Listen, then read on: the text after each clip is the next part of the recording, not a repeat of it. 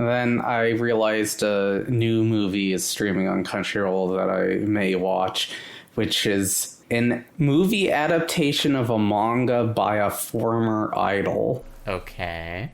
Tell me more. All I know about it is the main character is supremely unlikable and it does not have a good ending.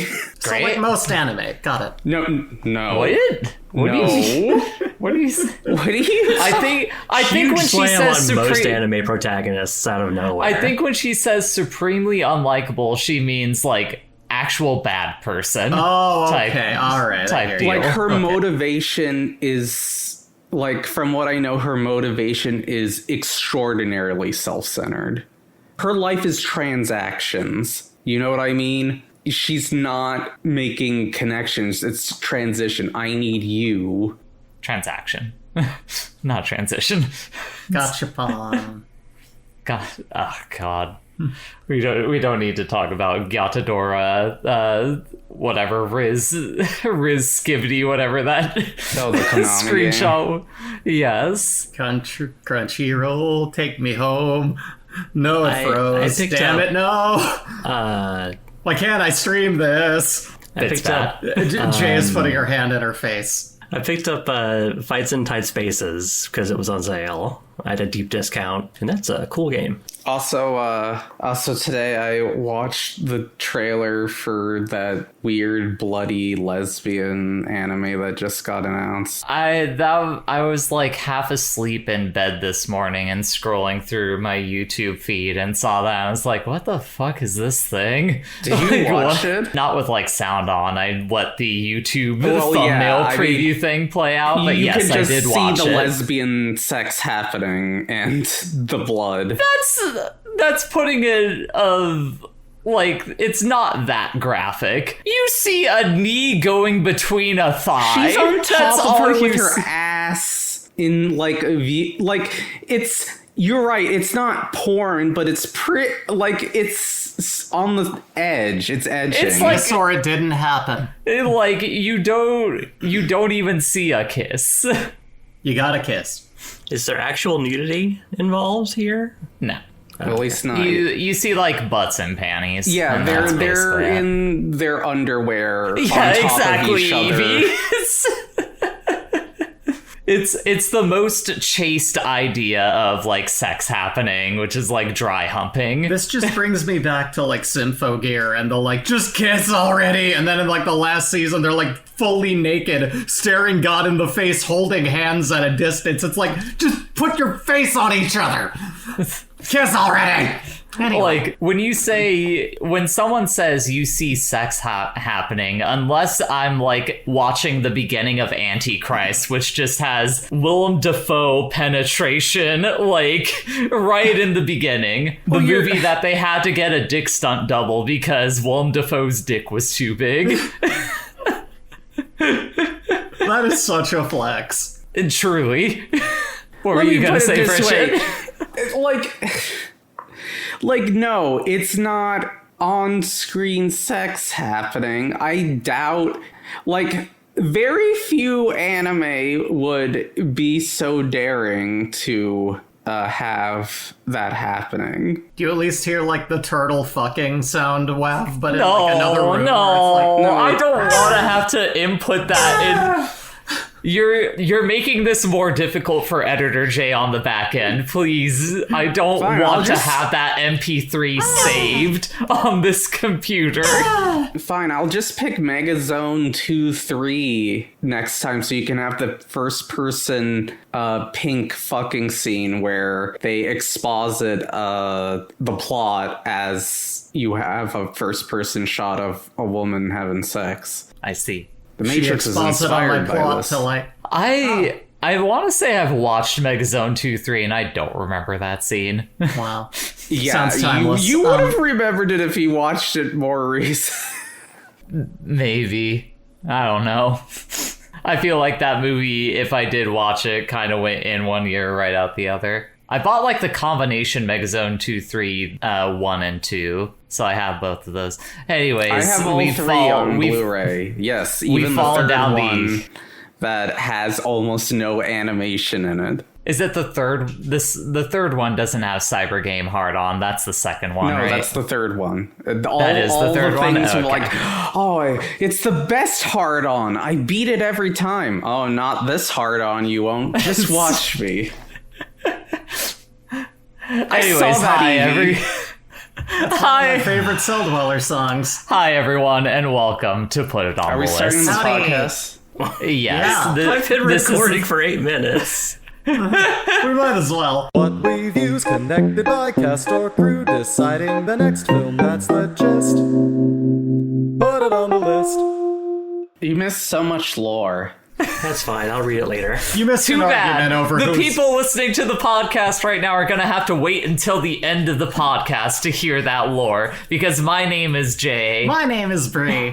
I'm Evie. I'm Bridget. Sorry for And this- whatever loud sound that was. We didn't hear it, but I'll hear it in the edit. This is Put It On the List, the film podcast where every couple of weeks we, watch a movie together, and the next movie we watch has to be connected by either cast or crew. Last time on Put It On the List, we watched The Little Miss Sunshine. This time around, we're watching The Princess Bride, and you may be thinking to yourself, wait a second, those films don't have a connection between the two of them. Not at all. And that's because right now we're at the end of our first year of podcasting, and everyone is using their wild cards before they run out at the end of the year. We're in garbage time. Yeah. We're in the end of the fiscal year where everyone has to use their vacation hours or they are gone. Everyone's nothing releasing will their get done in the games office. in a vain effort to not get laid off.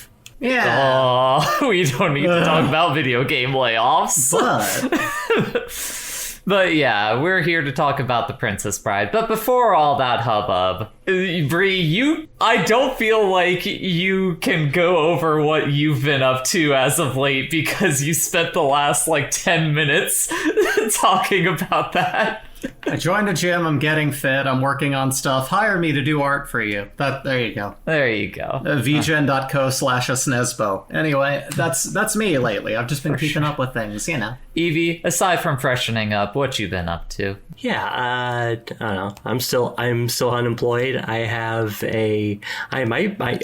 might be getting a job soon. I don't know. Yeah! I'm trying. And hopefully I can move soon. I'm also trying to do that. Otherwise, I'm just kicking it. Hell Oh yeah. Just kicking it. That you time. Let's go. Speaking of just kicking it, looking like she's a million miles away, Bridget, what have you been up to over there? Me and Aside from watching the anime that you discussed earlier. me and Evie finished up Puppets season 4. For those who don't know, Puppets Thunderbolt is... Fantasy, the show by Genna Urobuchi.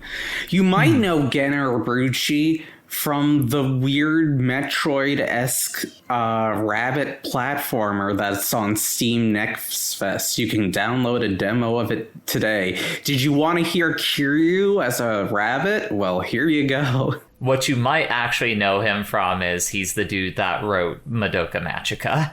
And Or Fate Fate Zero. And Face Song of Saya and Monster? Did he write Monster? No. That's Naoki Urasawa. Okay. But yeah, he's a prolific writer, and Thunderbolt Fantasy is as far as what it is, it's like a wuxia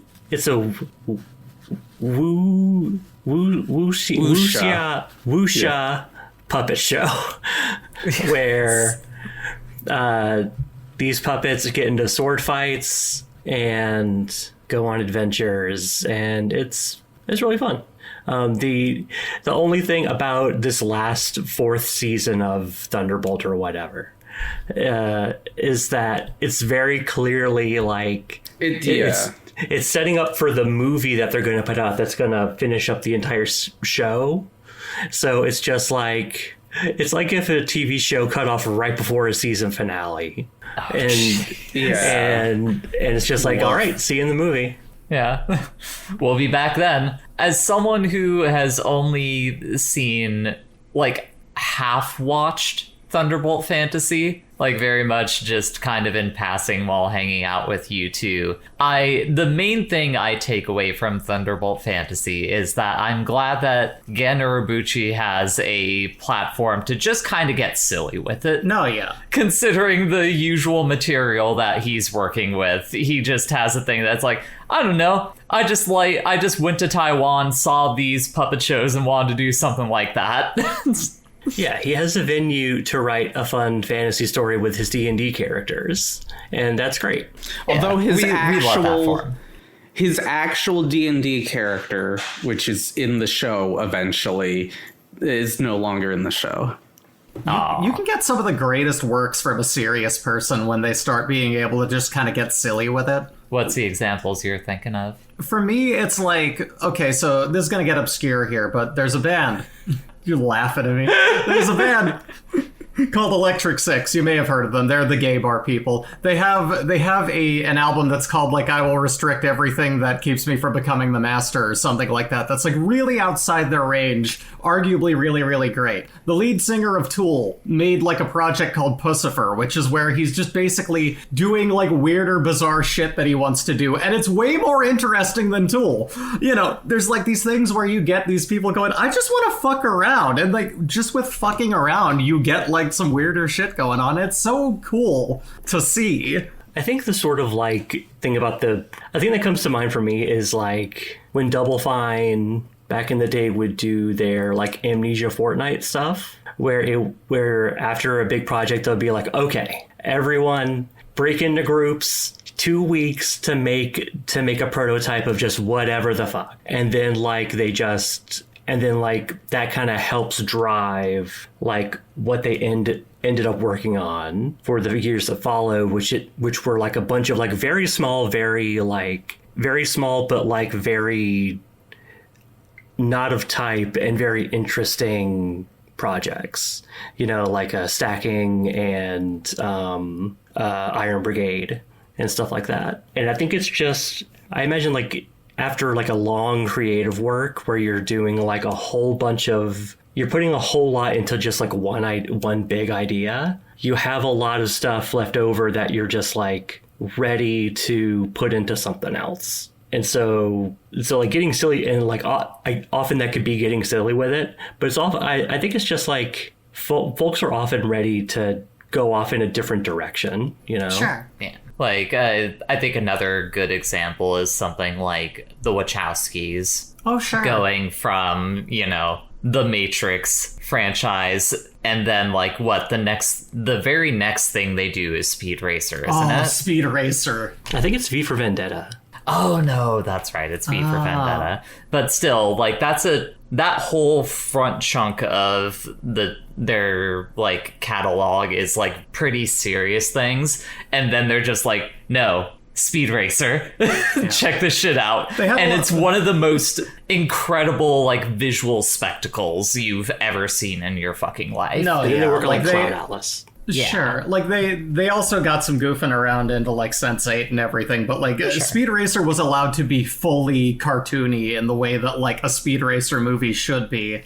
I think and it was people took that movie real bad when it came out, like, because I think you're expecting a certain thing from these directors, and like you go into this and you're like, what the fuck is happening? But like with the after the fact context of like you're doing a cartoony sort of movie, you're fitting that in, you're creating this kind of surreal feeling, like the artistry of it is actually incredible if you just take it on face value. It's really good. It's a very like, you might not get it, but your kids are gonna love it type moment in filmmaking, where like you watch it 10 years later and you're like, this is amazing. But I can imagine like fresh out of like post 9/11 cinema, you're seeing something like Speed Racer and you're like, oh, my head hurts. What is this shit?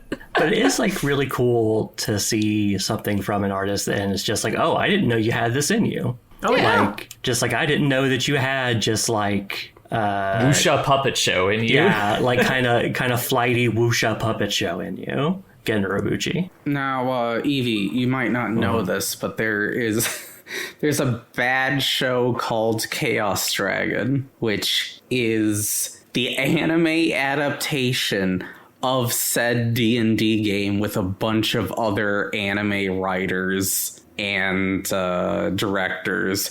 It is a terrible show. It is kind of funny to watch. It's like, this is your D&D game? But This seems like the worst D&D game of all time. What are we doing here? but Not everybody can make a record of Lodos War, you know? yeah. That's a fair point. Yeah. Not everyone But, can do Record of Lodos War, and not everyone can do Berserk. Or like Critical Role, you know? Where just like that's a bunch of different creative people doing a D&D thing, and like in a format where it's like intended to be consumed by other people, but like, and it's successful. But anime voice actors can do that. Anime writers, maybe not. Yeah. you gotta be you have to be an actual like writer and not someone who's just been, you know, kind of writing on niche tropes for the last however long of your career to make something interesting there. You been up to anything else, Bridget, or mostly that? Just been working on sound mods and the like. Yeah, You played a really interesting game last night. Oh yeah, I That's played right. the Kaze no adventures. Tom. The Adventures of Little Ralph. Which is the story of a guy whose love interest gets kidnapped by evil naked man. He is straight up. He even comments at how good his How buff naked make he is. He's the ultimate naked man. He gets turned into a child, and thus begins a platformer experience with bizarre enemies. Certain boss fights are just a fighting game. Like you temporarily grow back up to being an adult, and then you have to participate in a 2-button fighting game. Thankfully, your VOD will probably be out by the time that, you know, this podcast episode goes on. Anyone listening to this podcast, I, like, legitimately would love for you to watch her playthrough of this game. It might be in my top 5 favorite games of this year already. It was fun. Like, that game is amazing just because of how fucking weird it is, how extremely violent that game is. It has. At first, I was like, "Oh, this is a game for children," and then he lands on a spike trap and gets impaled. I think the thing about it is just like it feels like the designers of that game had a good sense of like when to surprise a player, because like there's so many instances where like the level design just like swerves and just like hits you with something you wouldn't necessarily expect, and then you die in some really hilarious way. Oh yeah. It's very like Kaizo Mario level, like Dark Souls level design shit, to the point that like as it was getting later on into the game, I was like, I feel like people at From Software had to have played this video game Oh yeah. for their influence, just because of how much the level design feels like the people working on the game like kind of poking you and saying, you fell for it, you little fucker. I got you. It's like, hey, you're right. There's the cart sequence where you have to constantly jump between moving carts as they explode. When Yeah. you went to the like minecart section, I heard Jay pop the fuck off. I love a good minecart section because it's Let's go. people complain about like sewer levels being the worst. Yeah, no. Minecart levels are the worst levels in games. And like, the thing to note is this isn't a game where you're controlling the minecart. You are at the minecart's whim, and then you have to jump and figure out when the minecart is going to explode. You figure it out, you know. You do. Also, just like the fact that whenever you eat shit in the minecart level, you hit like your character's body just rolls on the track for a while. like if you you die in front of the minecart, the minecart just rolls your dead body till the screen. It's like watching a real terrible car accident, like in front of you. You're just like, oh god. There's some Ralph intended found his dark car comedy in the keys. death in that game. Like the amount of times, like, if he gets hit by fire, he disintegrates. combusts. Yeah. He explodes. He explodes. He can be crushed with There's like a blob. Yeah, there's a blob thing that will like eat you, and you get to see like a 1980s The Blob type, like Ralph like pressing against the skin from the inside, be like, oh, like it's terrifying. This is all happening to a child, by the way. Oh yeah. Technically an adult. An He's adult an adult in in a a child's child body. Yeah, he got hit Yeah. by the Detective Conan gas and became a Yeah. child. Except this time, Detective Conan gets stabbed. Yes, this time the silhouette man is literally slitting Conan's throat, just like ah.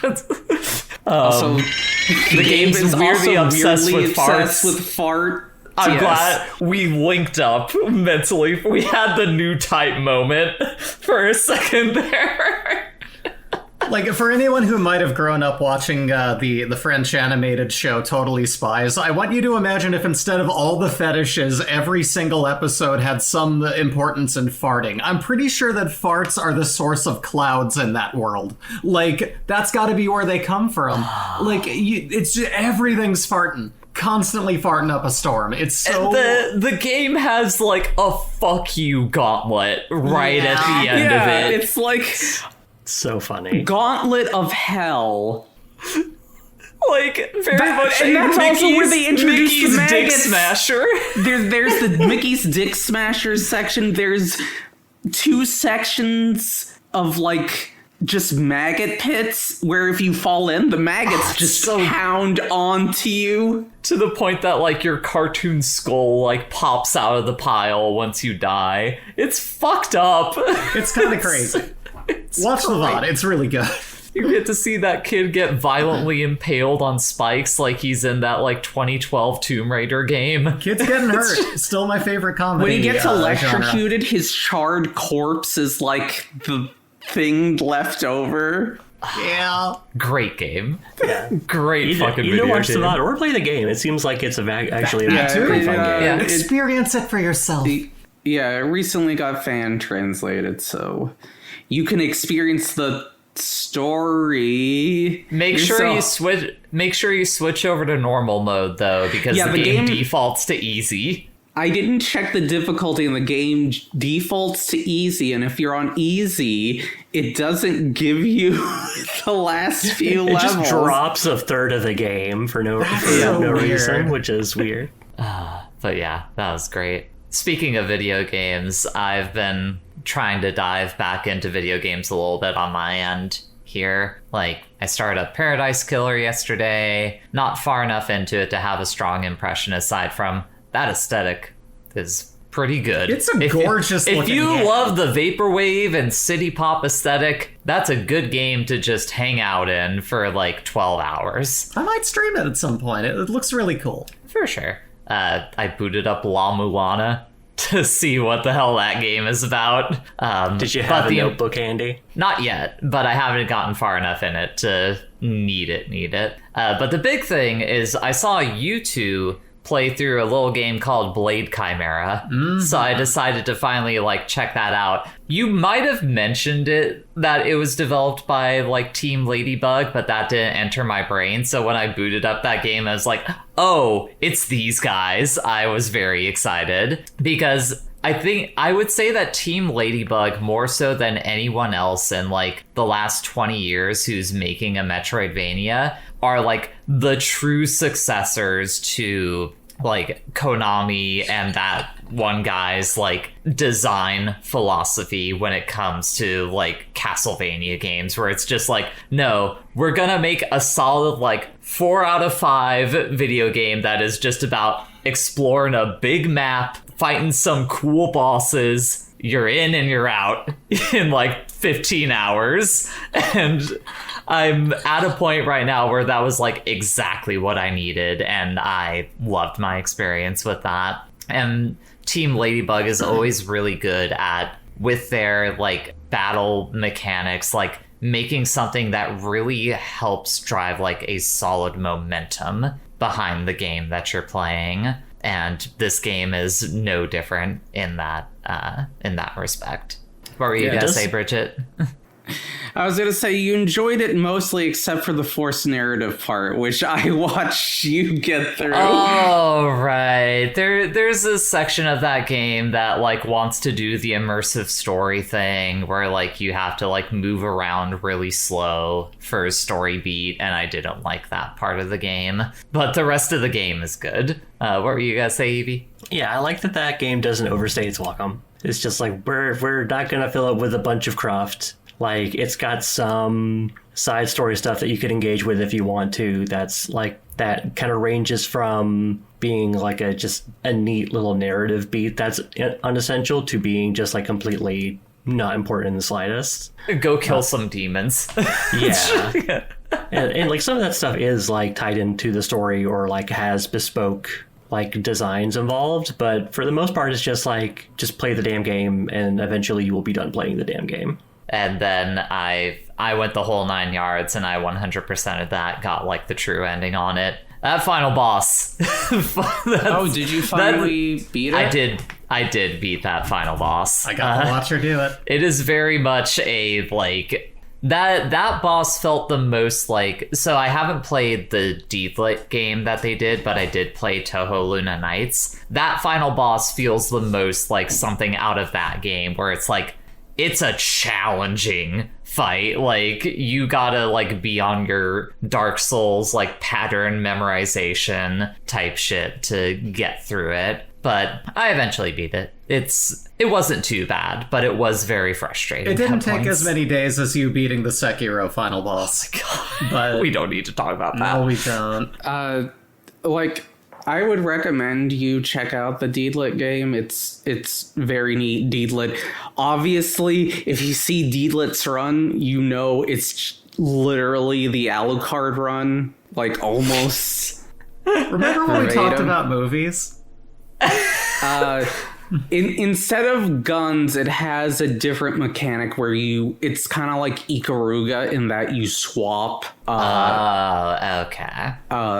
Elements like light and dark, whether you can absorb the damage or take the damage. Yeah.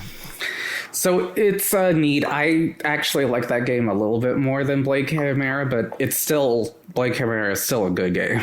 That's what I've been up to. And now it's time for icebreaker questions. Put it on the list.bsky.social. Please follow us there. Send us your questions, comments, concerns, top 5 favorite child deaths. No.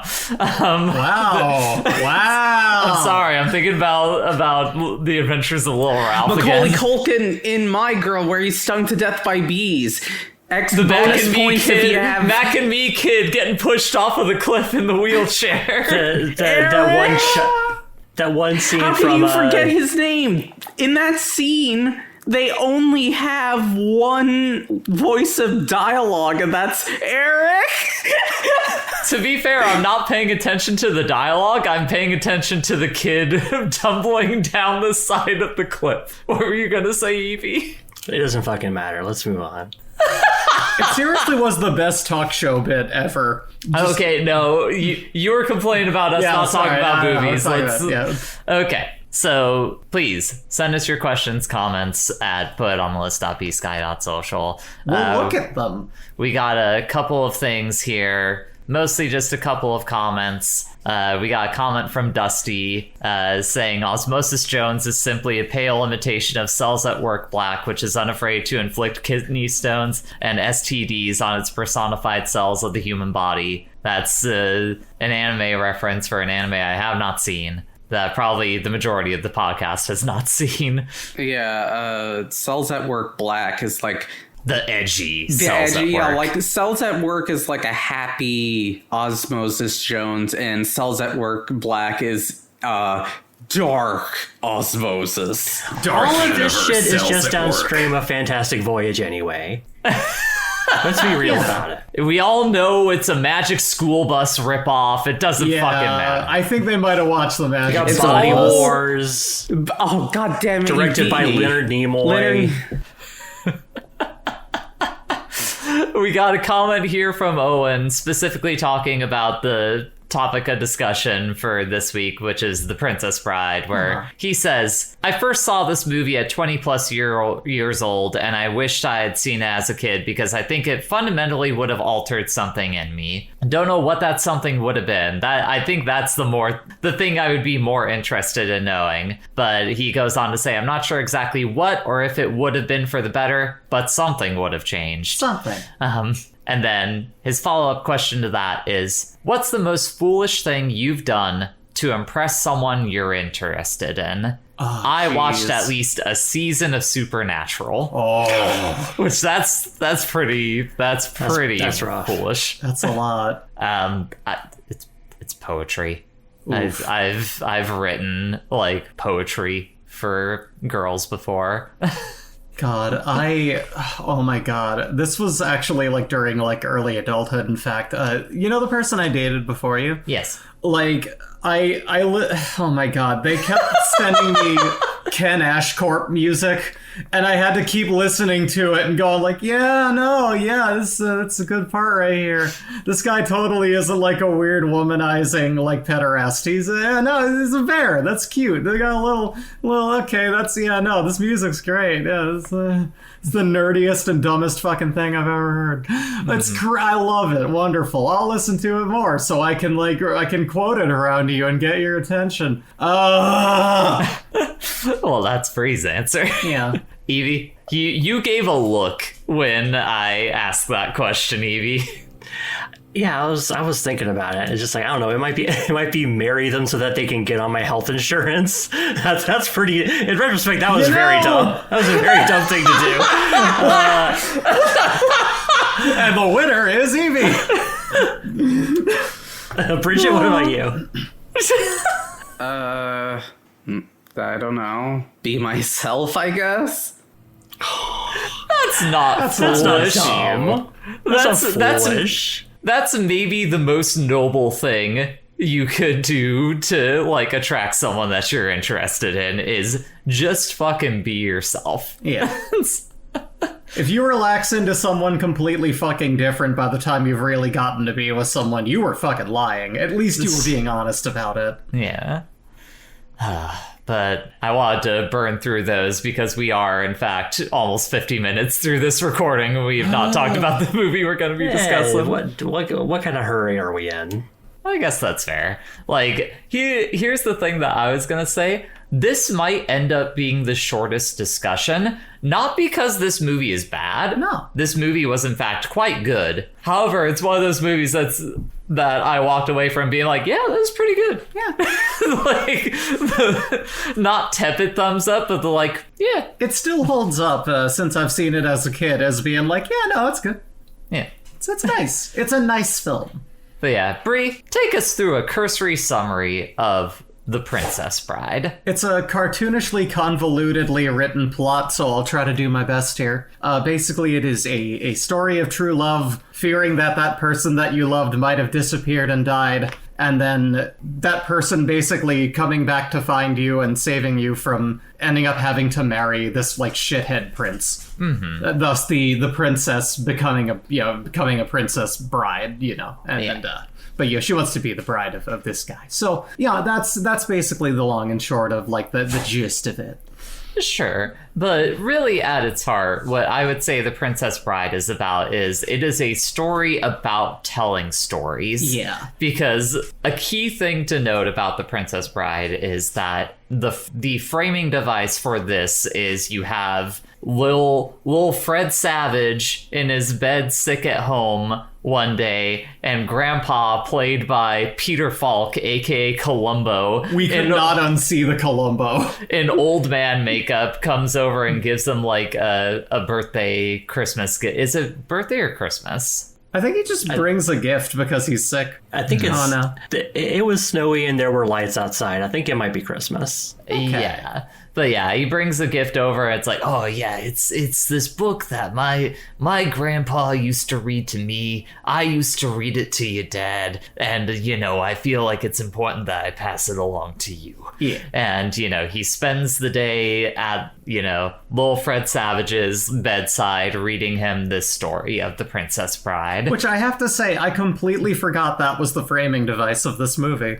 See, I feel like I'm gonna talk more about the meta elements of this movie than I'm gonna talk about like the actual story of this Sure. movie, because this is a movie that it's in that like tier of movie that has only existed as like pop culture ephemera for me for like my entire life. Like everything I know about this movie is like entirely just people I have met in my life. Like it's a very coworker coded movie. Yeah. Because it's one of those things that like the discussion of like favorite movies will come up at work, and someone will mention like, have you ever seen The Princess Bride? And I'll be like, no. And they'll be like, what do you mean you've never seen The Princess Bride? That's crazy. And I have to be there like, I don't know. Yeah. It just wasn't a part of my household. It existed as that. And something that I saw talked about on VH1's I Love the 80s. That's like the only way this movie has ever existed for me throughout my lifetime. However, all three of you have seen this movie before. When the hell did y'all experience this movie? Because it completely passed me by. Real talk, it was one of those, like, the teacher is not feeling it today, she's hungover. It's watch a video day. Really? Yeah. Huh. So yeah, I was quite young when I first watched it. It was like, I don't know, I think I might have been in junior high, something like that. Okay. Yeah, we had a copy of it on DVD. It was just like a movie that the family would watch if it was on cable and stuff. I couldn't tell you when I first watched it. Yeah, I feel like this movie has existed for like as like a nostalgia artifact for a long time at this point. Like if the kings of nostalgia are like, your Star Wars or your Indiana Jones, then you maybe got like a Ghostbusters or something. Like I feel like The Princess Bride is like right under that. Yeah, it's like a Duke of nostalgia. Yeah. Something like that. And I think in that respect, it kind of the work of it kind of gets lost in people being like, inconceivable. Haha. Yeah. Remember when he says that? Which It's far greater than the sum of its memes, You can hear the thing and go, they said the thing, but like it fits where it is, Yeah, when you actually get to those moments in the movie, they mean more than, just the quote that they are, like, displaying to you. Like, same thing with the, like, my name is Inigo Montoya, you kill my father, prepare to die. Yeah, like, part of that is, like, you're referencing the movie, but in the context of the movie, it's a repetition joke. It's, like, the escalation of keep using it. Yeah. Yes, basically anytime Wallace Shawn is confronted with something that like he doesn't believe in or like doubts or something like that. Oh, that's inconceivable. Completely inconceivable. Like you could clearly see the boat chasing him and he's like, yeah, there's not a boat. Who would be chasing us? Yeah. This word, you keep using it. I don't believe it means what you think it does. Yeah. I think we should, we're kind of diving into too much into the deep end. We should probably talk about like the plot of the actual story that Peter Falk is telling to Fred Savage, which is there's this lady living out in the fields. She's got a farm boy that works underneath her. And, within the first like 5 minutes, they have fallen madly in love with one another. However, he has to go on some like journey across the sea. She hears word that he unfortunately got killed by a pirate. So she has had to move on with her life, and she's been courted by like the prince of nearby kingdom or something like that. And, in the midst of that, oncoming wedding, she gets kidnapped by a group led by Wallace Shawn, whose character name is like Vizzini, I think. Vizzini. Vizzini, Inigo Montoya, and Andre the Giant. As Fezzik. Yes, which knocks it out of the park. Oh, yeah. He's just He's your fun, not quite bumbling, but like slightly A little oafish. a little dumb. Yeah. Like, he's a little too literal with like the orders that people give him, where he's like, okay, I'll immobilize this guy, conks him on the head, and like fully knocks him unconscious. But also he's just like, he gets the order to kill her. Yeah, to kill Wesley, but he's just like, that's not very sporting, and so he's just like arranges a situation where he gives him a chance, So it's just like there's like he's canny in a certain way, but like he's Basically, like, throughout the movie, there are only like 3 characters who would be considered unchivalrous, basically. yeah. Yeah. Yeah, more or less. It's Wallace Shawn, it's the prince, and it's like the prince's right-hand man. Yeah, the You count. mean Six-Hand Man. I think Six a lot of the fingy. comedy. He is not a six-hand man. We're not talking about Agoro from Mortal Kombat here. But I think that a lot of the comedy and also a lot of the charm of this film is just how human you make these otherwise very kind of like, nailed in the ground stereotypical sort of characters. That's Where they just have these kind of casual back and forths where they're like, no, like, I'm not just gonna fucking drop you. That's not like, I'll fight you proper. I'll wait till you get up here. But those little talks they have, like, just the humanistic way that they are portrayed in a realistic manner is just so nice. It's such a fucking fascinating movie to watch in our modern age of pop culture, where, like, we've kind of talked about it before when discussing, like, Marvel movies and the like, but, like, so much of pop culture now is about, like, no one in the fiction, like, really believing in the fiction that they are participating in. Yeah. Like, everything is, forefronted with the, like, undercutting of the thing that people are participating in. And this movie does such a fascinating balance of, like, there's a lot of this movie poking fun at itself and the situations that characters are getting into, but like the thing that it does the order of it right, which is like it believes in it first before it takes the piss out of it. Yeah. Well, all of it is like it's from the jump framed as like as a story being told to, like, it's a children's story, like even within the framing of the movie, right? Yeah, and that I think that helps a lot with it, because I think that's the importance of like Wallace Shawn's character like dying so early in the film. Like, you get through the first act and he's like the first character who is just like outright killed off. Yeah, not knocked out, but murked. Yeah. And I think that's like super important because he is the character who is trying to act like above all in this. And like once you like start considering that meta element of like, this is a children's story. This is literally Peter Falk reading a bedtime story to his grandson. And that is like the story telling you like, no, you're not fucking above this. If you're participating in this, you are believing in this story that you are seeing in one way or another. Like, that's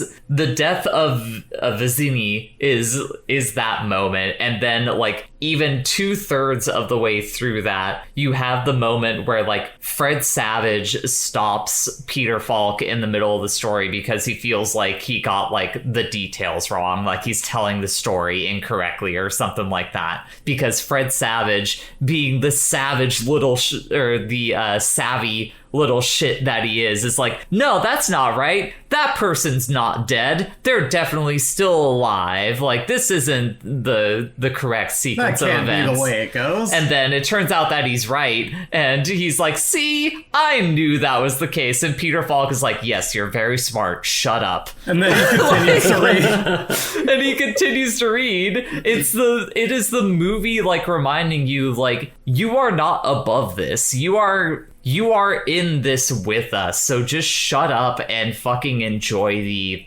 the swashbuckling experience that you are going through here. Like it's refreshing is the main thing I would say as someone coming to it for the first time to see something like that. Yeah, I also want to point out real quick before we get too far beyond it, the first death, like that scene with the drinks and the poison, probably one of my like I super remembered that scene from this movie when I thought about like pulling it up, because I was like, it's so funny watching that like know-it-all asshole just fucking collapse. Well, the funniest thing about it is the ultimate outcome, which is, you know, she asks Wesley, like, how did you know which one was poison? He's like, I poisoned them both. Yeah, they were both.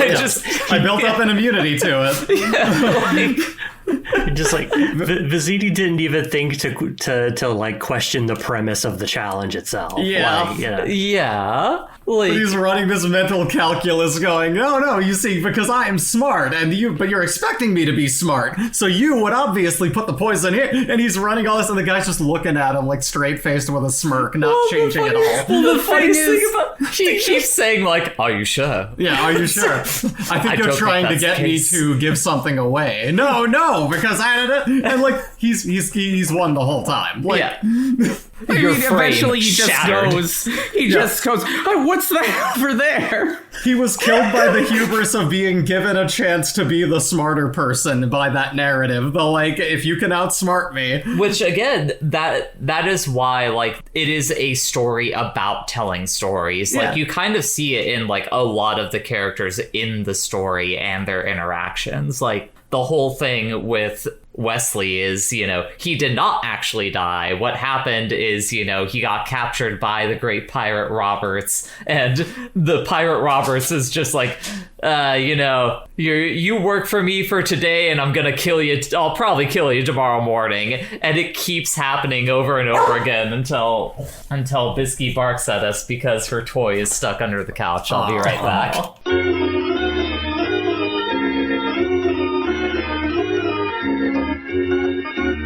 But yeah, he keeps doing the same cycle until the great pirate Roberts pulls him aside and is like, you know, actually, I'm not the great pirate Roberts. I was, like, given the title of the great pirate Roberts by the last guy. My name is Ryan. Yeah. A great actual name for a pirate to have, just like, I was Ryan. Which he wasn't the great pirate Roberts either. He was actually given that name by someone else. Like, the passing of a legacy down throughout the years. It's all about branding. Basically, yeah. Starting my new social media platform. Yeah. The Great Pirate. I don't have enough sauce in me to make like a fake app Moving name. on. It's like the Jeremy Renner app, but only for the Great Pirate Roberts. Yeah. But yeah, so you have that like passing of the legacy there, but like the story that, you know, what's the name of the princess? In Buttercup, yes. Buttercup. That in and of itself is very funny. I kept getting the name mixed up with her horse. So, but yeah, the whole thing is like Buttercup had the story of Wesley being dead, like passed on to her. You have like the narrative that Wesley is crafting in that interaction with Wallace Shawn of like, you think that I have done this thing, but actually this is what we did here. Like it's all stories and legacy. You have it with like Inigo Montoya also. That's like the big one. I would say for me that's like the most resonant part of this movie is that character. But we can get to that as we get later on in the podcast. And of course, Mr. Humperdinck. Another very funny name, Prince Humperdinck. Yeah. Every time they say it, I was trying not to laugh because it's so fucking ludicrous of a name to have. It's interesting to consider this movie as like an intertext with something like Shrek, because of how clearly Shrek is just like escalating a lot of what is in this movie.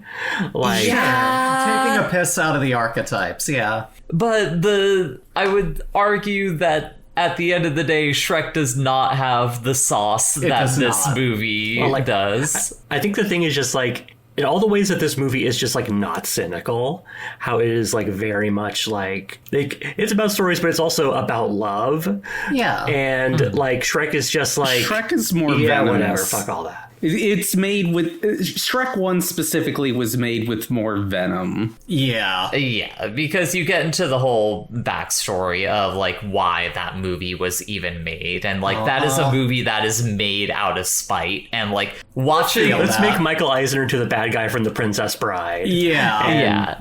And get Mike Myers. And then meanwhile you watch The Princess Bride, and like that is a movie that like pretty much doesn't have a spiteful bone in its body, at least in like the overall vibes of it. You know, like there are characters who are like striving for like vengeance and stuff like that, but it is like noble causes. Yeah. And the like it is it's understandable. Oh, I'm sorry. It's No, very explicit in who the villains are and who the heroes are. Yeah, the heroes are the giant rats in the fire. That's not the hero. The hero is the massive hill that those poor stunt people got pushed down in that one scene. Like that tumble they take down the hill looks fucked up. No, yeah. Like I feel bad for those stunt people. Like they I were also like love how obviously a stunt person the leads thing is like, you can oh see god. whoever is playing Wesley in that scene has like a proper like handlebar mustache. I feel like I Fully can see gray, it there. like beard. Yeah, it's very clearly a different person. Yeah. That whole sequence is so funny because It's like, really good. Yeah, because like Wesley gets gets shoved down this hill, and like Buttercup immediately realizes that it's him, and she's just like, "Oh no, what have I done?" And throws because he says herself the down phrase, the "As you hill. wish." That was the thing. The only thing he ever responded when he was ordered around as the farm boy is "As you wish." As you wish. So she was like, "Oh my god, it's him!" Carrie Elway's fully in his like, you know, comedic physical comedy arc at this point in his career with like this movie and then like Robin Hood, Men in Tights. Yeah. Like it's funny that he would go on to do the Saw movies because arguably he's not a very good like serious actor, but as a comedy performer, he's pretty good.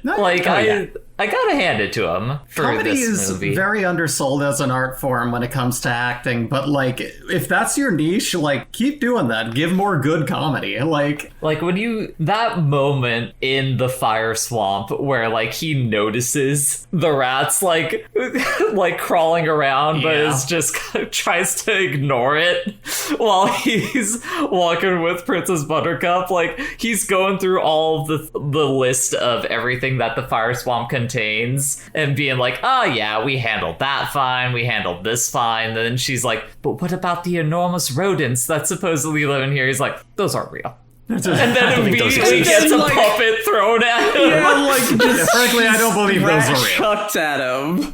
Yeah. But then the movie like immediately gets into that fight and it's fucked up looking. It's like memes. Yeah. Like it very much leaning into the thing that I was talking about. Like it's a movie that takes the piss out of itself, but it's not afraid to like be very sincere about the like conflicts that it gets into over the course of it. Yeah. Shout outs You to mean that Puppet hard. Tongue. Shout outs to just the rat suit. Oh, yeah. And whoever was in that rat suit. Like it's a great rat suit. It's a really good rat suit. Those are good rats. They're the giant rats that make all the rules, truly. To see what kind of trouble they can get themselves into, if you will. Which is maiming Carrie Elways in the middle of the swamp. There's so like I feel like a thing about Rob Reiner in this era of his career is he ended up working with a whole lot of really interesting actors because like this is like around the time as like this is Spinal Tap, which he also directed, and the Count is played by Christopher Guest. Humperdinck is played by Chris Sarandon, who would go on to be like Jack Skellington and all that stuff. But he was also Leon in Dog Day Afternoon. Oh. Yeah. Huh. And Yeah. yeah, there are just like so many like I the mean, cast in this movie is great. Wallace Shawn, in and of his, like, he's only in the movie for like 15 minutes or something like that. But like, when you consider that, like, the three things that he's known for is like Toy Story, his role in The Princess Bride, and My Dinner with Andre, which is like this revolutionary movie in that, like, it is just two dudes at a dinner table having a conversation. It's just two guys for like 2 hours, and it's one of the most like riveting things I've ever seen in my life. Oh yeah. Like it's very interesting. But no, yeah, Rob Reiner was on a real good kick and for this like stretch of time. Like he did This Is Spinal Tap, Princess Bride, Stand By Me. He did fucking Misery. Was like one of the things he did after this, which is such a flip from all these other movies. Like, but yeah, everyone acts the crap out of their part amazingly well. It's such a that is the thing about this movie. It's a well-casted movie. Well, it's a movie that's filled specifically with great fucking performances in the way that like Little Miss Sunshine. Little Miss Sunshine has good performances, but that is a movie that is made by its casting. Sure. This is a movie that's made by the performances specifically of those actors more than anything else, because everyone is just all in on the character that they are playing. It's like you say, the believing in itself, the like dedicating itself to it. Nothing feels like here's a guy in this place doing a thing, playing a role. It's like you feel something. Yeah, it is a very funny movie to watch right after watching My Big Fat Greek Wedding for the first time, which is a movie that is like a vacuum of charisma amongst its cast, and specifically in the main couple in that film, to move over to this one where you're just like, you are locked in on those performances comparatively. Hold on. Let me say, Joey Fatone really brought it for the two scenes that he was in that movie. That's the thing. He's only in 2 scenes. That one lady that you really love in that movie only like really gets that one scene that she gets to stand out in, where she reveals that she had a conjoined twin inside of her. She consumed a twin in the womb and it got biopsied out later. It's just bright spots few and far between in that movie, because it's mostly just like it's kind of slop. It is kind of slop. Well, here's the story. I thought I had seen this film. I did, because I kind of popped in on my folks watching this back when I lived with them, right? And they were watching the one where like I think I came in where he's like teaching and like they're talking about getting their wedding together. And I watched the rest of it. I was like, that was quirky. That was fun. I didn't realize that's the last third of the movie and that the rest of it is just nothing burger, man. Like you say, it's charisant, you know?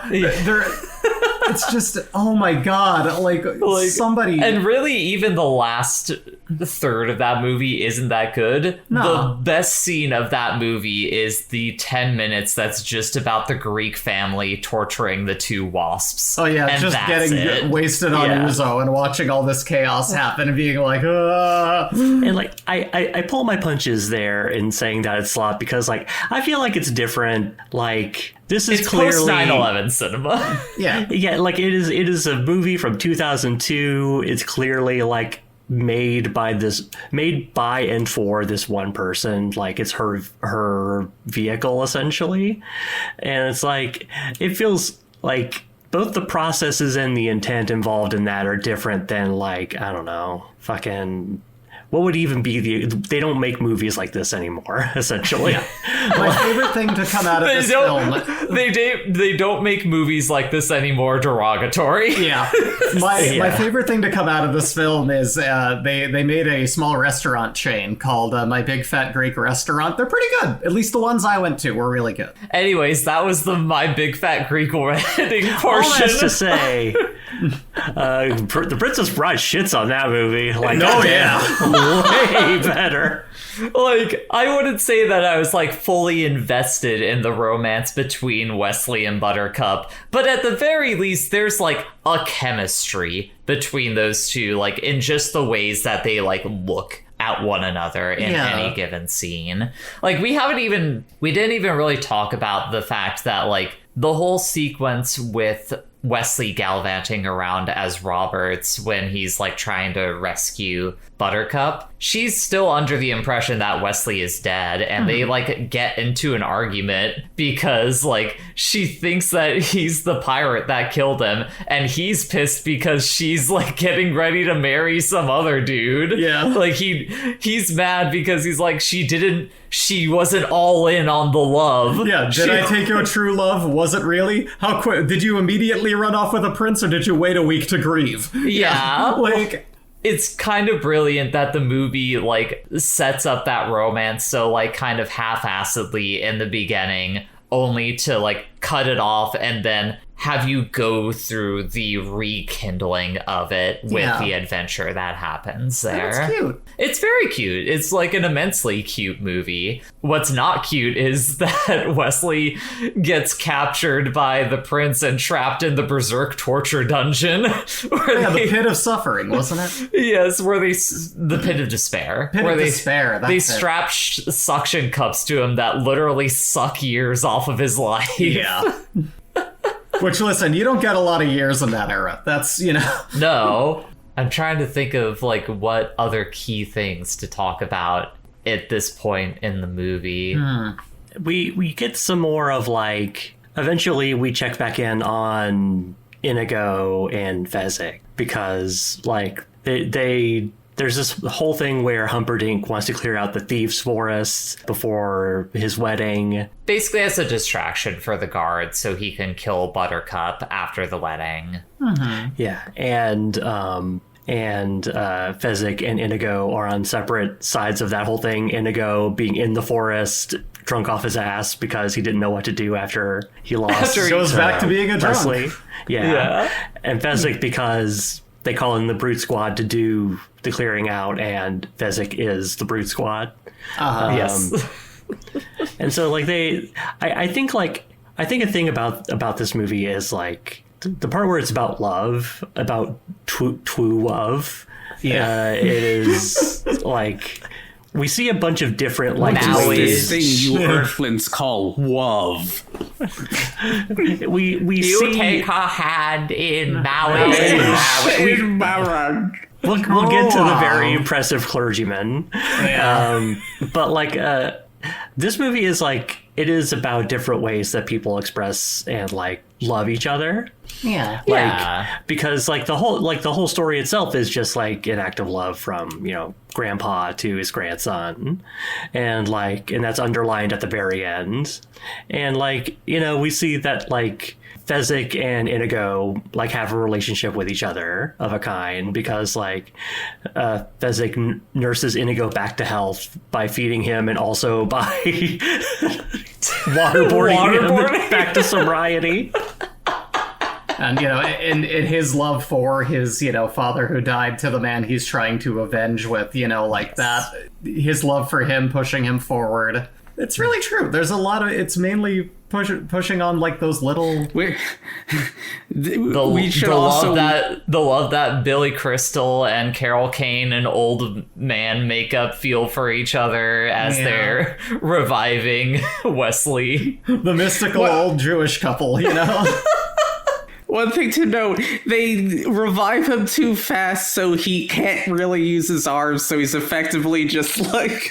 Yeah, being dragged like a doll. That's Yeah. where the like physical comedy in Carrie Elway's performance like really comes forward. Like every time that like Andre the Giant is like having to pull up his head so he can say a line is so funny. And bless Audrey, he's like, oh, that's very good. He turned his head. We should celebrate this.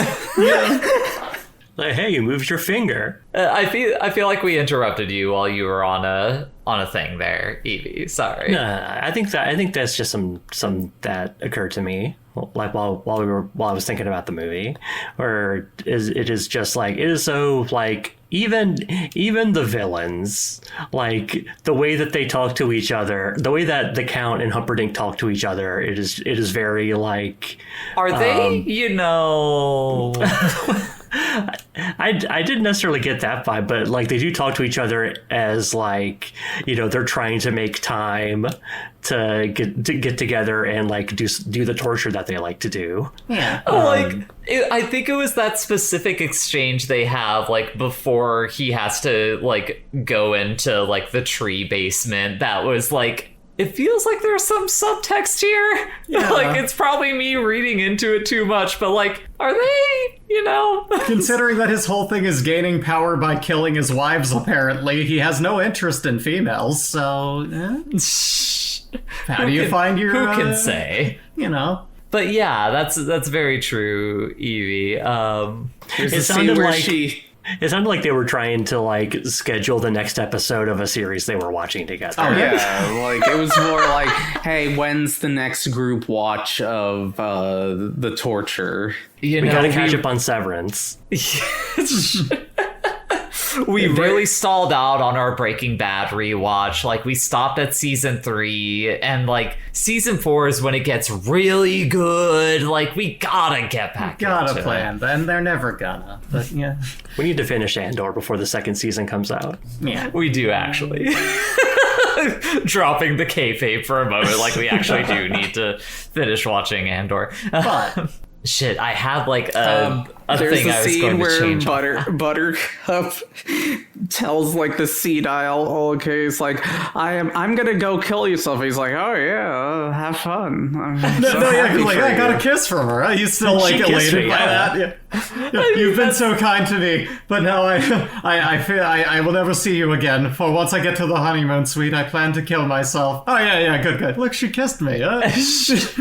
Like just like yeah. The impressive clergy man. Oh man. It's just so. The long-winded, drawn-out speech impediment, like clergyman. Humperdinck is just giving him Like, the come on, move on with it motion.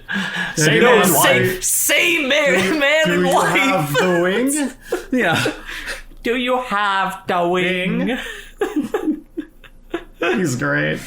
Them doing like the Trojan horse with like Andre the Giant on like the shoulder of like 3 other Andre the Giants in like a giant trench coat. Yeah. Being wheelbarrowed through the court. Just have Andre cut a promo. I will on never all give these up guards. this key. Okay, can you rip his arms off? Here's my key. Oh, here's the key.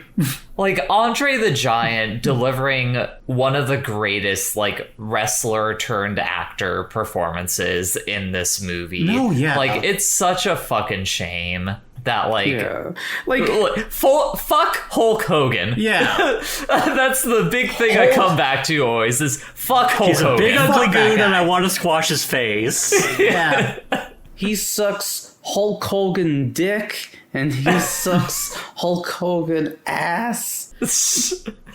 I break his back. I make him humble. Andre the Giant should have had a movie career instead of Hulk Hogan. Yes. Like, rest in peace to a real one. Andre the Giant is just, he's so big and gentle. Like, literally, like the definition of gentle giant. Like, going back to the level of humanity that's, like, displayed throughout this movie, like, Andre is such perfect casting because, like, out of all of, like, the wrestlers that you could have put into a movie during, like, that day and age, he is the one that most just, he has that fucking vibe Yeah. to him. Like, he's large, but he's, like, very soft around like the face and body, so he just works. Yeah. And like the way that he talks normally is just like he has an almost soft affectation to the way that he speaks. Like it just works. Like he's so perfect in like conveying the warmness that this movie as a whole is like meant to get across throughout it. But yeah, we didn't even mention that Wesley died in the torture chamber. The Humperdinck came down and cranked the torture machine up to like full gear. Sucked all the ears out. Yeah, and you know they took him to an old Jewish couple who like revived him. I love going back to like the discussion of this being a movie about telling stories, you know, like Inigo like tries to like offer some money. It's not enough money, but he's like, you know, I've done it for free for like a noble cause before. And first Inigo like tries to make up a story about how he died, and then he's like, okay, fine, I'm gonna tell you my story, and this is how, you know, you'll know we're doing a noble cause. And Billy Crystal is just like, I liked your first story better, kid. Like, and even after like they manage to he uses like a pair of bellows to like get Wesley's like his basically like his last breath to get him to say, I'm doing it for true love. And Miracle Max pretends to mishear him and is just like, no, you were talking about playing cards. Carol Kane has to come around the corner berating him. No! You're a liar! You liar! Oh, you want to get at the king? Well... Yeah, oh, wait, this'll hurt the king for spite? The I'll prince? do that. Let's fucking go. You'll hurt him? Yeah. There's no more noble cause. You don't want to do it because you're a bitch maid. Which, listen, speaking as a Jewish woman who is fully fueled by spite, real. Noble cause. But yeah, so you get the whole sequence of like them storming the castle, and the core of this movie, for me at the very least, is like around the confrontation between Inigo Montoya and the six-fingered guy. Like, that is the moment that like truly makes the film, sure, for me personally. But beforehand, where he challenges to a duel and he just goes and then runs the opposite direction. Martial arts final but that's attack, like exactly what I'm saying. Like, even starting at like the false start, that is like, from there, that is what makes the movie for me. It's about like these very serious people, because Inigo Montoya like lays out early on in this movie like, no, this is my fucking thing. I'm going to do it. It is my whole life. Yeah. This is what I've been aiming toward to make right. This is what I'm gonna say, and I'm gonna make it happen. And he finally gets to do that. And then the guy takes the piss out of the moment by dropping his sword and running away. And then, you know, there's the little chase. But then it comes back into it. It's about setting up serious things, taking the piss out of it, but being like, no, but actually this is still fucking serious. It's still on. Yeah. Like, he confronts him. The dude, like, gets too much of a head start, so he's able to, like, get the drop on him and throw a knife into his stomach. You think that Inigo's just gonna die there. Yeah. But he's able to, like, pull the knife out and, like, with the last of his strength, like, beat him in the fencing duel. He, like, gets him cornered, and, you know, he says his line, and as he's getting ready to kill him, the Count is like, I'll give you anything. And you think you have the moment where the movie undercuts itself again, like, kind of going through, like, a jokey exchange where Inigo is like, okay, I want all of these things, you know, yada, yada, yada, as he's, like, continuing to take, like, just, like, little slashes at the dude. He does, like, the same scarring that the guy did to him as a kid. Was a kid, yeah. You also kind of get the slight tension of, oh, man, is he going to use this to, like, get out of this, too? Like... Well, I don't believe that for a second. Like, as soon as he has him cornered, I'm still in on, like, no, he's still definitely gotta kill this guy. Sure. But, like, he gets the scar. He stabs him in the exact same places that the Count had stabbed him. Yeah. And, you know, he gets him down to that last moment where, like, the guy asks him, what do you want? And he says, I want my father back. You And son bam, of a bitch. and just gets him. And it's fucking great. It's such a good such kill. a good scene. Oh my god. and beautiful. It is the thing that is like the core of that movie is like, even despite, you know, the way that we tell stories being so much about like, you know, laying out these dramatic things, but knowing when to like throw a pie or put a little bit of that romance in there. At the end of the day, it is still like about this thing. Like, this is our goal here, and we are going to accomplish the goal that we have set out as writers. We are so poisoned by like comedic tongue-in-cheek that like, it's as you said, they're not putting their heart in it anymore. This film gets that balance so perfect. Yeah. And it's so good at just genuinely believing in what it's doing, and the characters like just being there for it. It's just so fucking good. I mean, you even kind of get that in that like last confrontation that Wesley and Humperdinck have with one another, where like Wesley is still like all flopped out on the bed in Buttercup's room, and you know, Humperdinck comes in and he's like, finally I have you, a duel to the death. And like, no, Wesley says to the pain, and like, just while still flopped out, describing all the ways that he's gonna fucking torture him once he like is able to move again. Well, yeah, he goes through the steps, and then he's like, in the ears, he's like, no, not the ears. You leave the ears. Yeah. You need to be able to hear how much everyone fucking hates you. Like, now hear that the women shrieking at what an ugly mess I've left you. Like, I want you to feel that. I want you to hear all of that. And, you know, he gets up out of the bed, and, you know, you have the audience pop up of like, oh yeah, he's not flopped out. They're gonna have a fucking fight. He's gonna fucking kill him. But he doesn't. He just ties him down. Yeah. Like, it's a movie that so, like, sincerely believes in, like, the pure nature of like Wesley as a character, that's like, no, he would not like kill this person. Like, you know, he might poison Wallace Shawn. Who hasn't? Let him die that way. Yeah. But he's not going to like brutally torture this person. Yeah, an important thing is that like Humperdinck like surrenders. Like he's a coward, and so like at that point he's already lost. Like why would he kill him? He's lost in the marketplace of ideas.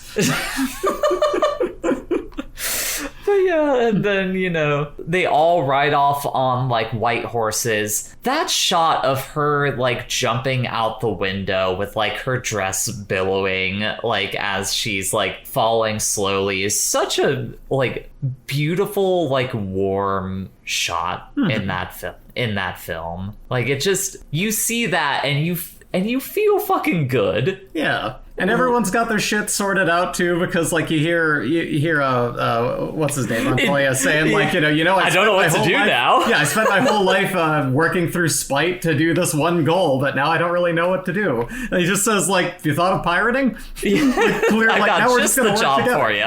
So like, they've all got their shit figured out, and they can just ride off in that perfect little ending. Except, you know, you got to get one last kiss. Yeah. And, you know, Peter Falk stops right before the kiss because earlier on, there's a couple things with love interest where the kid is like, I don't want to hear about kissing. Blah.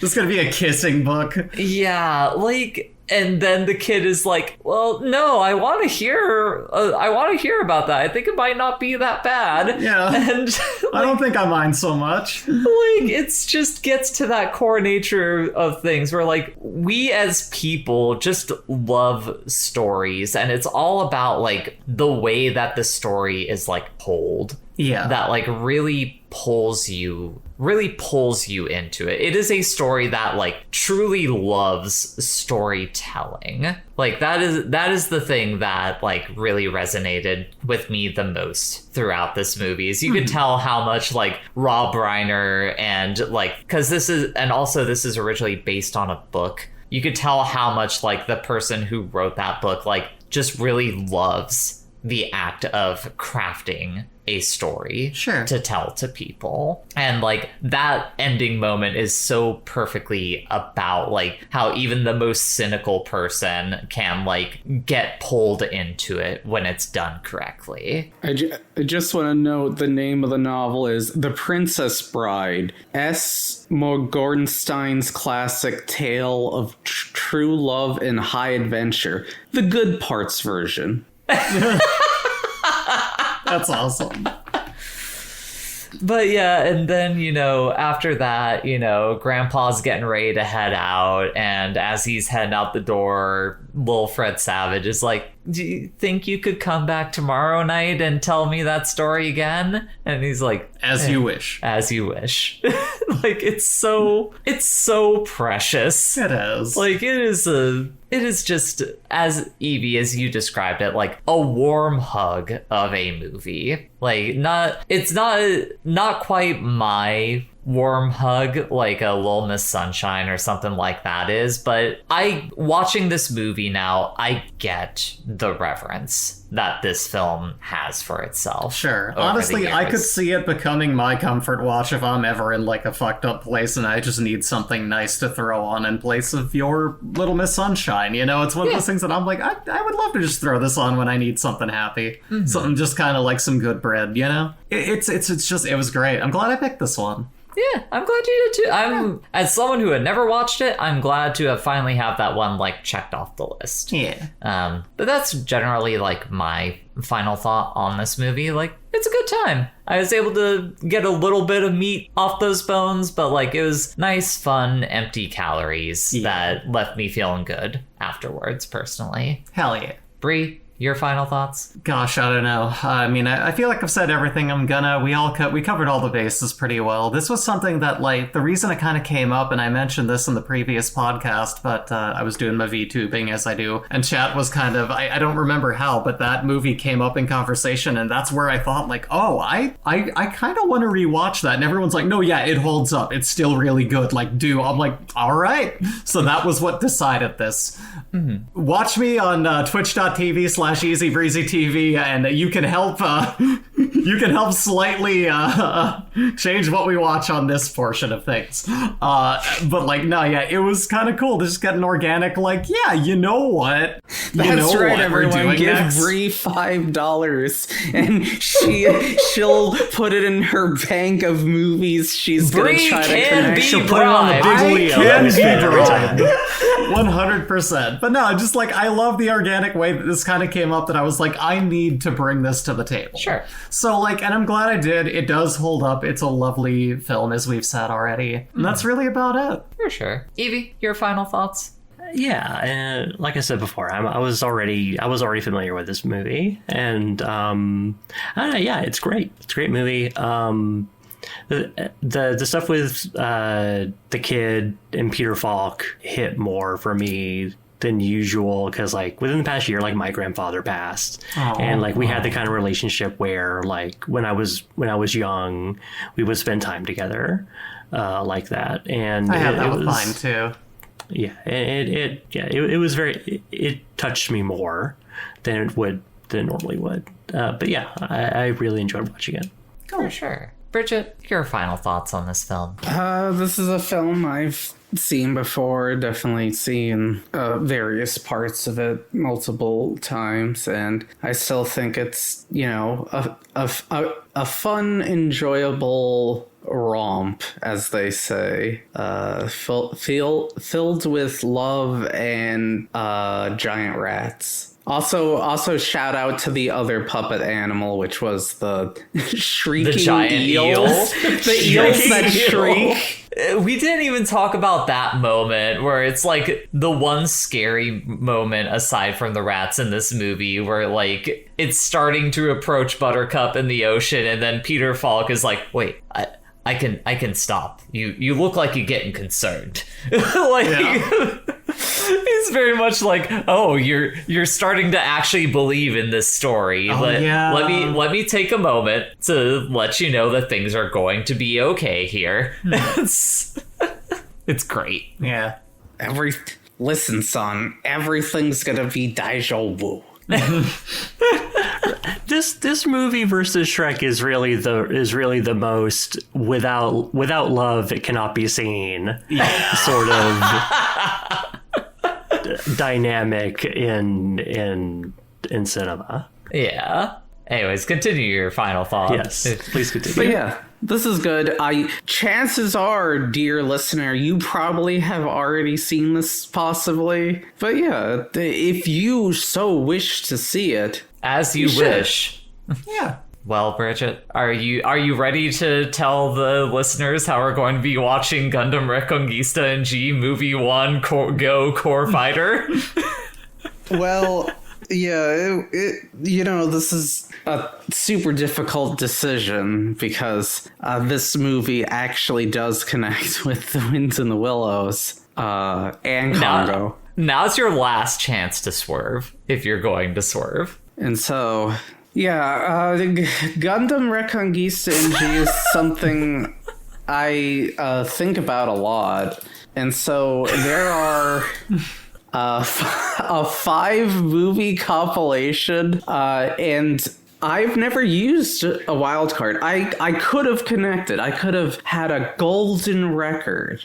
I could have been the put it on the list sweetheart. But You could love you. have gone against the one tool that I introduced specifically for you. Like, if anything, She was so worried that there would be no way to get back to anime. Yeah, that I was like, okay, fine, we'll allow you the tool. and so I have a question. Yes. Are you ready for Reconquista? Yeah, absolutely. I am so Sure. ready for Reconquista. I know So- nothing about it. I'm raring. Yoshioki Tomino is about to tell a message of the future sent to the children of the world. Gundam Reconquista in G Movie 1 Go Core Fighter, because that's what my wild card pick is. You're gonna learn a lot about nuts. Turn G Gundam. All All right. I'm so glad. I'm so Gundam, glad she I picked damn near that, killed and she him. didn't pick Wind in the Willows. It's just like I appreciate her constraint or her restraint. It's just like I was almost convincing her to not necessarily go for Wind in the Willows, but to swerve. I was mostly convincing her to swerve because I was like, it would be so funny if after like so long of like everyone on this podcast knowing that you were going to pick this movie as your last choice, to not pick that movie and also not use your wild card at all. Like, that would have been a very funny punchline for me. That's what you would have thought I was going to do, and so I realizing that that's what you would have thought, decided that this is the film we're going to watch. But as I've said before, my dear friend Evie also wishes to see it, so sorry everybody else. We're going on Mr. Tomino's wild ride. All right. We're down to the last 2 movies in our first year of podcasting. Crazy. Like, here's the secret. Me and Evie both know what the last movie is. yeah. You two don't know what the last movie is. No, don't tell me. I want it to be a surprise. Don't going to tell talk me about it's it the live. sequel to Minecraft, but part PvP or whatever. I can tell you, it's not that. It Yeah. is not that. It would be very funny if it were that. But I know it's not that. But yeah. You might wish it was by the time it's over, but it's not that. For the people listening to the podcast, know that the season finale of Put It on the List will be live streamed at twitch.tv/Wife City, where we will be ranking individually all the movies that we watched for this season and deciding what the first movie of the next season is going to be. There will probably be other segments that happen, but those are the 2 main things that are going to happen. Wait, how's that working? The same way it did last time. We're going to spin a fucking wheel. With our names or movies? That part is a good question. I almost like the idea of just going by our names, and as we go through like eliminating names off the wheel, we reveal what the movie we were going to choose That's was. interesting. I have an idea. What's the idea? Here's the idea. What if the first movie for the second season is listener selected? I don't know if we have. Not to be mean, I don't think we have enough listeners. No, here's the. How about this? How about we do a combination? How about we have our names on the wheel, and each person or whoever is listening, at the very least for this very first time that we are doing this, whoever is listening can submit to our Blue Sky account, put it on the list.bsky.social. They can submit a single movie of their choosing, and they will get their name on the wheel as well. Yo. And we eliminate that way, so everyone gets to participate. It's not simple. Do you really think love Owen's that. going to pick a good movie? Yes, Maybe. I think Owen can pick a good movie. Oh, yeah. He could. I think he would also. I think we can afford Owen the same amount of grace that we could afford you when you could pick good movies, but sometimes don't. I just picked a good movie. That is remains yet to to be be determined. I've already determined it's a great movie. You said that about Uma Musume as well, so your record ain't good. I love how divided everyone's response to that on the YouTube recording. It's a very of that is. divided, like the like-dislike ratio on that Uma Musume episode Halved. on YouTube is fully halved. It's amazing. very Welcome funny. to controversy. Yeah, Oh, yeah. same here. But anyways, that's talking about the future plans. For now, our plan for next time is Gundam Reconquista NG, Movie 1, Go Core Fighter. Bree, aside from Twitch, where can people find you on the internet? You can also find me over on Blue Sky under Asnesbo, ASNESBO. You can also have me do art for you. You see the art there, you're like, I wanted to do art for me, or make me a VTuber, or do rigging for me. Well, you can do that over at vgen.co/Asnesbo. And you can reach out to me there. But that's about it. For sure. Bridget, where can people find you on the internet? You can find me at twitch.tv/Sasquatchos, where I play things like Little Ralph and Kazeno No Town. and the hot air balloon game that's hard. It's probably not that difficult. I They think should you're call just this a not- hard it's air pretty balloon. difficult. No, That's tough. it's hard. Okay. I should call this a large island I see. You are at the mercy of nature. You saw my hot air balloon, just no directions were pointing towards the map, and it Let me just tell got you. wind out Get good. of... Yeah, when I you're can't in a get hot air good at balloon, nature. there's no Is steering it wheel. raining I don't know if and you know you this. yell up at the sky, get good? Yeah. I'm with you on this one, Bridget. That game is very aesthetic, but I also kind feel- of bullshit. Exactly, Evie. I feel like if you went up and said get good at the clouds, you would be instantly struck by lightning. Aside from Twitch, can people find you anywhere else? I'm on Blue Sky, I guess, if you wanna see, if you wanna celebrate the reason for the season. Macro March. That's right, get your keybinds up and going. Evie, where can people find you on the internet? Sometimes on stream with Bridget, but mostly nowhere. Word. People can find me on the internet, sometimes also on Bridget streams. However, the other places you can find me, you have to find me yourself. That's yeah. not my job to do. You have to go spelunking. But regardless, that's been the podcast. Just like Donkey. That's been the podcast. That's been the podcast. Bye, everyone. Goodbye. She's Jerry on Nika, Brady, Nika, that's those Nika. two. We don't need to go over We our do. names again. Yes, we do. My name's Alkelbarn Humperdinck, and I kidnapped the Princess Buttercup. Yeehaw! What we view's connected by cast or crew, deciding the next film, that's the gist. Put it on the list. It took me 2 seconds to realize you were doing this. Because if I count the dog barks, I know. I real. for some reason, it's a very odd thing. I need to get in the headspace for podcasting. Just like I don't know what. Just like I feel like I'm out of alignment. I think it's because I need to find that. I need to match the energy somehow, and I'm not sure how to get there. I think the misalignment came from, like, we started off talking about anime, like, no lube, just raw in there on anime, and you're like, oh, God. What are we doing? I mean, that's just me. I'm just talking about the things. I mean, that's true. That is you. Do you want to, like, actually take a moment, Evie? Or is this kayfabe prepping? It's not kayfabe, but it's just like, I don't know what to... You know what? Actually, I'm going to take, like, 5 minutes and get more freshened up. I need to de-scuzz real quick. All right. So I can get it. I'll be right back. Everyone get ready for the Brianna minute. So...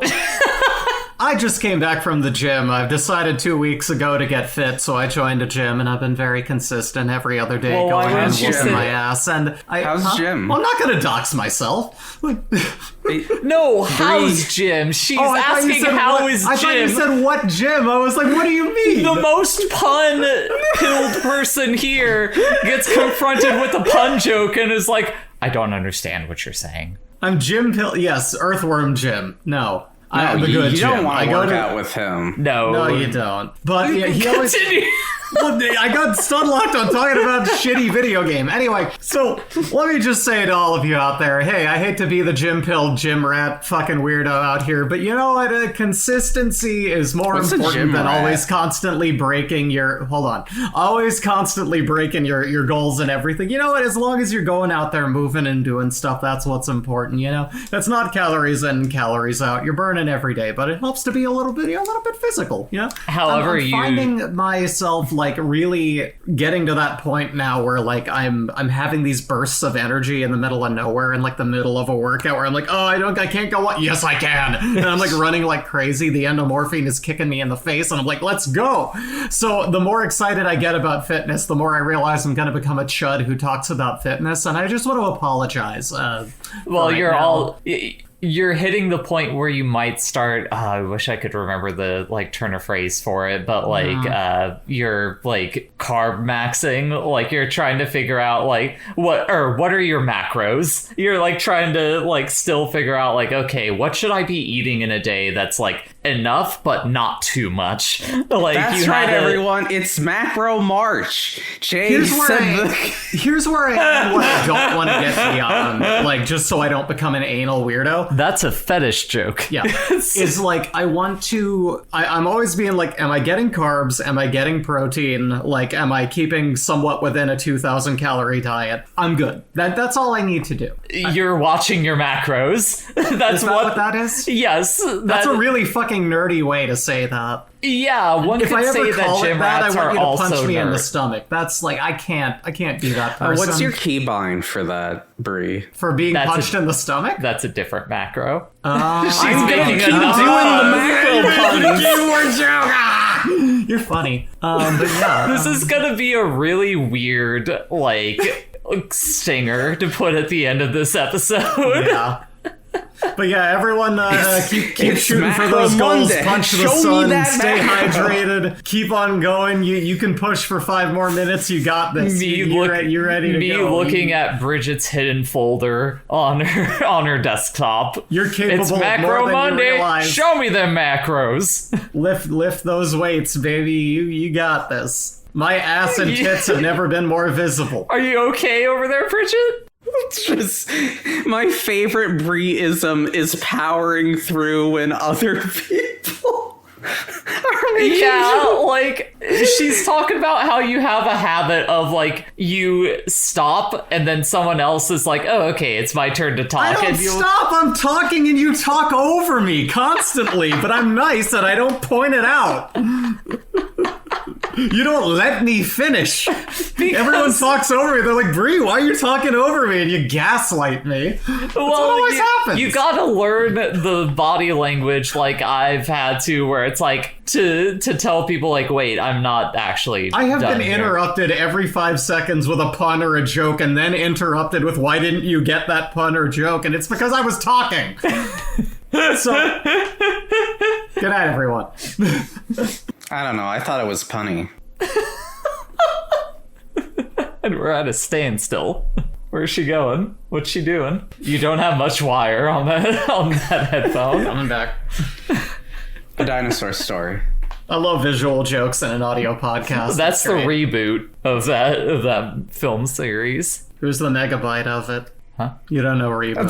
Now Jay doesn't understand the pun. That one's more understandable. No, I'm it's not. Yes, it is. I can't say I'm always thinking about reboot. There's one name I remember from that, and it's the villain's name. It's the pun itself that is like, oh, megabyte, because he's got a big mouth. You know, Head empty, thinking about Pilk. think about Pilk. Drink Pilk. Pilk. Oh no, don't drink Pilk. Think about Pilk. Yeah. As long as we don't talk about Grilk. Is that like grape milk? No, that's the Grinch sauce in your milk. That's disgusting. Oh, who is that? A you invention or No. did someone else? Okay, That's that- proxy. okay, that's proxy. That's pretty bad.